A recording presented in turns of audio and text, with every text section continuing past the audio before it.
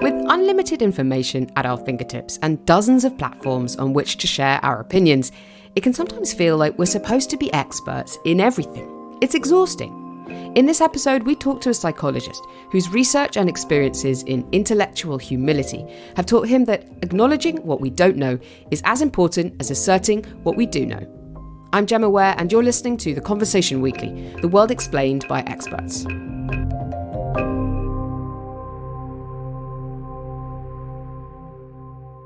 We're joined at the start of this episode by Senior Science and Technology Editor at The Conversation in the US, Maggie Villiger. Welcome back to the podcast, Maggie. Thanks, Gemma.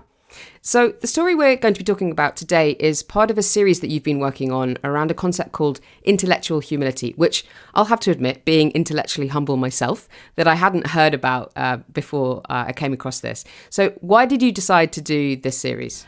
I think we got interested in the idea of intellectual humility because of how little humility you see around us in contemporary life, at least here in the United States, where the political and cultural landscapes are so polarized at the moment. It feels like people are just entrenched in their own beliefs, unwilling or unable to hear anything that doesn't fit in with their own current positions. Especially since the start of the pandemic, I've collaborated with researchers on a bunch of stories related to science denial and anti-vaccine attitudes and so on. And it always felt so disheartening when they describe how resistant people are to changing their minds, even about things that, to me, feel so factually obvious.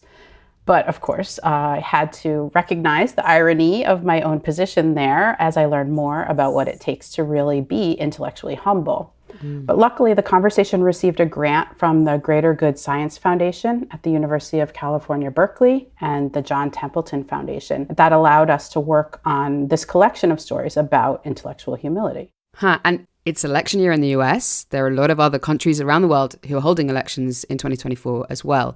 Why is intellectual humility such an important thing to think about at moments like this? I think it has to do with how divided people feel from one another. Our politicians, they just seem to spend time, sniping at one another. And we're really facing big problems that we need to work on together. And, if you can't even conceive of the possibility that what you currently know or believe could be wrong, then you can never learn anything new. And curiosity and open-mindedness have a lot to do with intellectual humility. And I think these are all important parts of coming up with solutions for the challenges that we face and putting them into practice, whether that's on a grand societal scale or even just being able to connect with a family member who doesn't share a single viewpoint with you. And is intellectual humility a big area of academic research? Yes, even bigger than I maybe had anticipated. For our stories, we worked with philosophers and political scientists who are really interested in big questions around truth and virtues and how people can connect across these divides. We collaborated with one psychology researcher who's investigating how intellectual humility works in the classroom, and with organizational behavior scholars who are researching how it can change difficult interactions at work. One of my favorite stories was written by Daryl Van Tongeren, who's a professor of psychology at Hope College in Michigan, here in the US. He's so good at explaining what intellectual humility is and isn't, and what it can and cannot do. But I think it's his personal background that really helps bring this topic out of the academic realm and into real life. Well, thanks, Maggie. At your suggestion, we reached out to Daryl to find out about how his interest in intellectual humility all began. In graduate school, I had the fortunate opportunity to study under Eva Worthington, who's an international expert on forgiveness. And in our research, what we were finding was that when we were trying to figure out who asks for forgiveness, who's more likely to give forgiveness, what makes for a good apology, everything kind of converged on this idea of humility. So someone humbly asking for forgiveness, admitting when they're wrong. These are the things that kind of contribute to a healthy relationship and can help repair and sustain relationships. So then we started thinking more about, are there different expressions of humility? And one of those expressions might be intellectual humility. So acknowledging that you might be wrong, acknowledging your strengths and weaknesses, and being willing to revise your beliefs. And now all of this was very academic to me. That changed for Daryl one day when his brother passed away suddenly and unexpectedly, leaving behind 3 children under the age of 6. And now I was raised in kind of a conservative religious upbringing where I was taught, many things about God's goodness, God's power, God's omniscience, love. And the experience of losing my brother stood in a stark contrast to what I was taught. And all of a sudden, I found myself having to try to make sense of what seemed like this senseless suffering. And so it really plunged me into this period of questioning everything, questioning some of the deep beliefs that I had held and been taught since I was very, very young. For Daryl, this process of questioning everything started with therapy. With this huge loss and a deep sense of grief, my therapist was kind of this ready person that I could process my feelings. But also, I think a lot of it was me trying to make sense of what happened through reading. I probably became pretty annoying. Everyone that was my friend or hung out with me for a certain period of time, I'd be like, let me make you a strong cocktail and let's work through some of life's deeper existential questions. And so it was probably also a couple years of me just bouncing these different ideas off of other people who'd be willing to put up with a little bit of existential wrestling.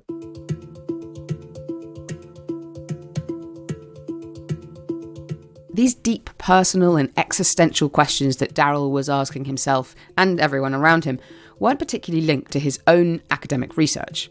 I can't say that at the time it was this conscious process of, I'm studying intellectual humility and, wouldn't it be great to practice this virtue at a time when, my life is falling apart. It kind of seemed like the only possible and reasonable choice at the moment in order to try to find some semblance of meaning in the midst of some pretty great despair. And where, if you don't mind me asking, have you ended up at the end of that journey? Are you still someone who calls yourself a religious person? Yeah, where has your intellectual humility led you in terms of your faith? Yeah, so I think there's 2 places that I landed. The first thing that this process taught me is that I kind of let go of this illusion of having to make sense of everything. I started to become more comfortable with saying, I just don't know. Right? I became more comfortable with believing that things could just be senseless, things could not make sense. It's likely that I'm not going to ever be able to explain not only this, but a whole host of other things. And so by letting go of this need for certainty, need for closure, need to explain things, it actually started opening me back up to a sense of wonder and awe and curiosity that felt more freeing than perhaps I'd ever felt before in this type of domain, especially being a professor. I'm literally paid to profess, right? Students tell me what you think, and you have to be right. You're the expert. But this was a place in my life where I could say, yeah, I just really don't know. And then in terms of where I landed, I teach a psychology of religion course, and I'm very vague whenever I teach this course because I really want my students to go through this process of questioning all their beliefs. So when they leave this class, they have ownership over their beliefs. And I'll tell you the same thing I tell them. I would consider myself religious, but it's probably in a very different way than many people consider themselves to be religious. And while it still has some residual vestige of kind of my original religious upbringing, I would say in many ways it looks quite different. And it's largely because of this experience. Now, years later, Daryl continues to do research on intellectual humility. So I'll ask you if you could define this concept for us. What actually is intellectual humility in the way that it's known in academia? So within us, it's our ability to admit and own our cognitive limitations. And that includes knowing our strengths and our weaknesses, the things that we know, but also the things that we don't know, and also knowing when we don't know something and being able to admit that and be okay with that. It means saying, oh, I'm wrong, or yeah, I'm not quite sure. Interpersonally, it means being able to present my ideas or interact with someone in a way that's non-defensive and is really marked by a willingness to be open-minded enough that I'm going to revise my beliefs in alignment with sufficiently strong evidence. The need for sufficiently strong evidence is key here. So it's not wishy-washiness. It doesn't mean that you can't have any conviction whatsoever. It means you believe something until you realize that there's something better to believe in, and then you would change your mind in accordance to that. And you've described it as being the right size in any given situation, which I really like. So this is like the idea of being not too big, not too arrogant, but also not too small, not being too kind of shy to express your opinion. We psychologists kind of talk about the Aristotelian golden mean, right? So for Aristotle, there is vice on excess or on deficit. So most of us think initially about humility as making sure that we're avoiding the ditch of arrogance. And that's an important ditch to avoid because, we don't want to overclaim knowledge or say that we know things that we don't, or come into a situation when we're meeting new people and assume, oh, I'm clearly the expert. They have a lot to learn from me. But on the other side, we want to avoid the ditch of being too small. And we usually see that this burden falls unnecessarily on people who have traditionally been in lower positions of power or have been marginalized. And so the reason why I really like the right sizing is because for people who just hear humility and they think, well, gosh, all the time I feel like I'm making sure that I'm not too big. For some folks and in some situations, it actually means stepping into the power or the expertise that you have earned, right? If I'm meeting with my neurosurgeon, let's say I have to have a critical operation, she comes in, I don't want her saying like, hey, Daryl, what do you think we should do in this situation? Tell me what procedure we should use. How long should you be under anesthesia? I have no idea. That, she's the expert. That's being too small, right? You tell me, you step into that expertise that you've earned and I'll listen. So it's not too big, but also not too small. Intellectual humility can actually be quite tricky to study. Researchers can't just ask someone if they're intellectually humble. If they say yes, are they? So psychologists have to devise more roundabout ways to study it. Some are more clever than others. They'll give participants a list of different facts, right? And some of these are true facts and some of them are not true. But we'll ask them, how many of you have heard of these things before? And people who are low in intellectual humility, they'll overclaim knowledge. So they're like, oh, I definitely heard of that. And it's just not really a real thing at all. We can also observe people's behaviors. So there have been times where my colleagues and I will assess somebody's attitude towards a particular issue. And then we also have them rate how willing they would be to change their mind or how open they are to feedback. They have a discussion and then with someone who thinks differently than they do. And then later we can measure their attitude again to see, has their attitude shifted at all, right? Have they softened their attitude? Because usually what happens is when two people who disagree get together and have a conversation about a topic, especially a charged topic, what happens is people become more extreme, more entrenched in their original leanings. And so usually we're just waiting for the other person to stop talking long enough for us to defend our point. We're not even listening to them. We're just trying to think about how ridiculous their argument is and how wrong they are. But when folks can cultivate an intellectual humility, where there's curiosity, where there's a desire to learn, it's more likely that people kind of move more toward hearing the other person, maybe more open to change their mind. Mm-hmm. What do you know now about what the benefits of being intellectually humble are? Why is it important? From a broad perspective, I think any type of technological or societal change that's ever happened in a culture has always come from intellectual humility. Somebody saying, I don't know, but I'd like to learn.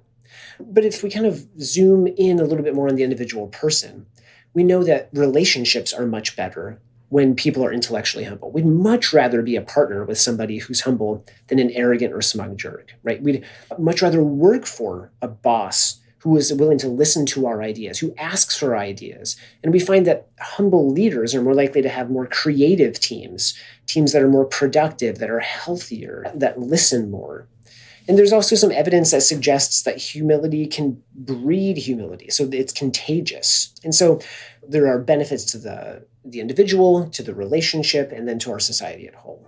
So I think this is something that our society desperately needs.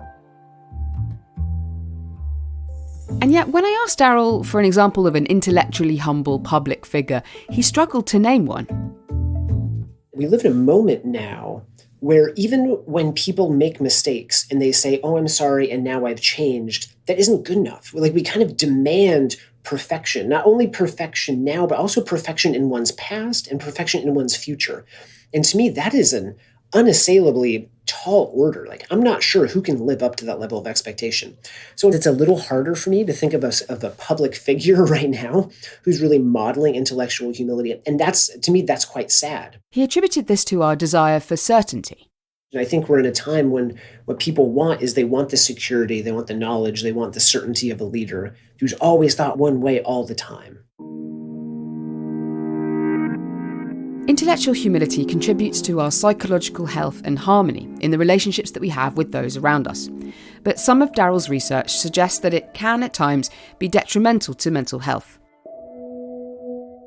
Some students and I did a set of projects where what we were looking at is intellectual humility around these existential issues. I was trying to figure out, can we be too humble around these big questions where there's just really so much at stake? Like what? So thinking about what happens to you after you die, right? So that's something you don't want to be wrong about. So if you're like, nothing happens to me, but actually something does and you're kind of wrong about that, well, the stakes are kind of high. Or if you do think something happens to you after you die and you're like, oh, it'll be great, I'll catch up in the afterlife, and there's nothing, again, the stakes are really high. So what we found is that intellectual humility around these existential issues, like what are your beliefs about the afterlife, can actually undermine our own well-being. And so when we're open to revise and we're saying, yeah, I really don't know, I could be wrong, we live with the psychological cost of holding those beliefs so tentatively that they don't provide us with a sense of security. 4 different studies found that people are more anxious about death and they have lower religious and spiritual well-being.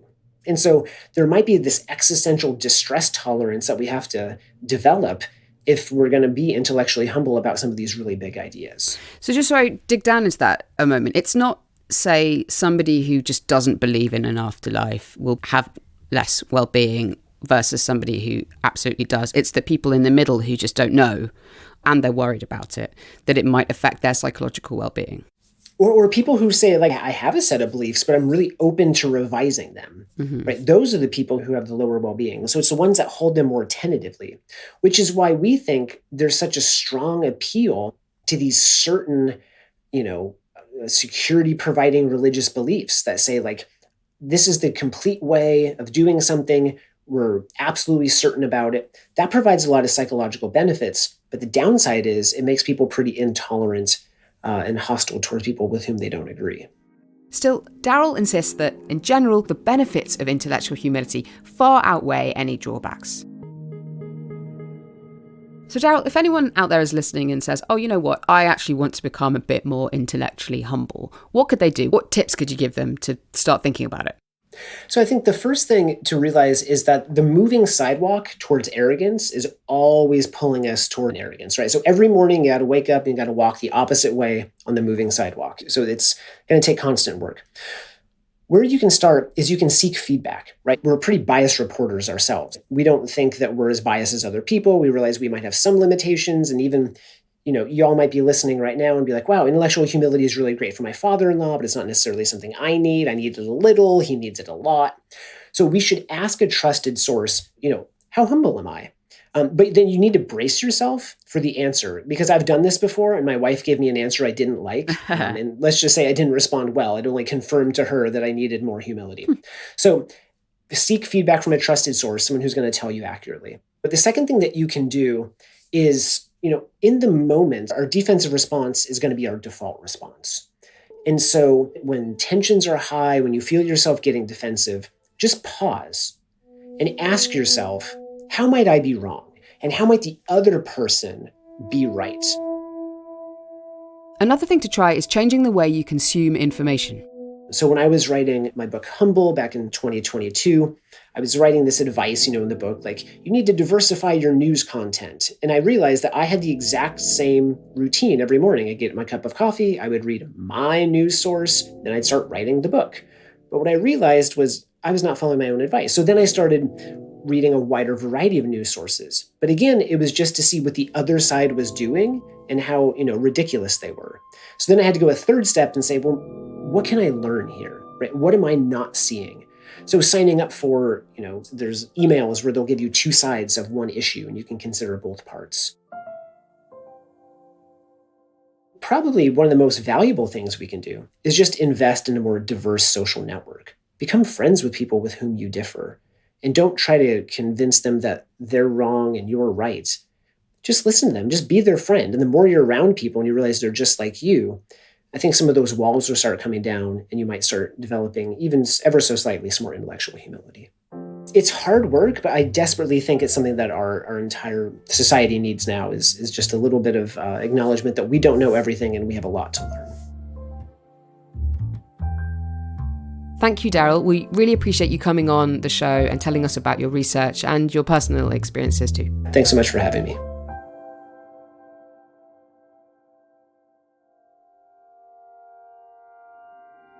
That's it for this week's episode. Thanks to Daryl Van Tongeren for speaking with us about his work, and to our colleague Maggie Villiger, who worked with him on the original story for The Conversation. We'll pop a link to that story in our show notes, and also a link to more articles from The Conversation's recent Intellectual Humility series. That series was produced with support from the University of California, Berkeley's Greater Good Science Center and the John Templeton Foundation, as part of the Greater Good Science Center's initiative on expanding awareness of the science of intellectual humility. This episode was written and produced by Katie Flood, with production assistance from Mend Marawani. I'm Gemma Ware, the show's executive producer. Sound design was by Eloise Stevens, and our theme music is by Nita Saal. Stephen Kahn is our global executive editor, Alice Mason runs our social media, and Soraya Nandi does our transcripts. You can connect with us on Instagram at theconversation.com, on X, formerly known as Twitter, at TC_audio, or email us directly at podcast@theconversation.com. You can sign up for The Conversation's free daily newsletter by clicking on the link in our show notes. And if you love what we do, please support our podcast and The Conversation more broadly by going to donate.theconversation.com. That's donate.theconversation.com. And please do rate and review the show wherever you listen. If you do so on Spotify, there's a Q&A you can answer about this very episode. So please do fill it in. It helps us understand what you like about the show. Thanks very much for listening.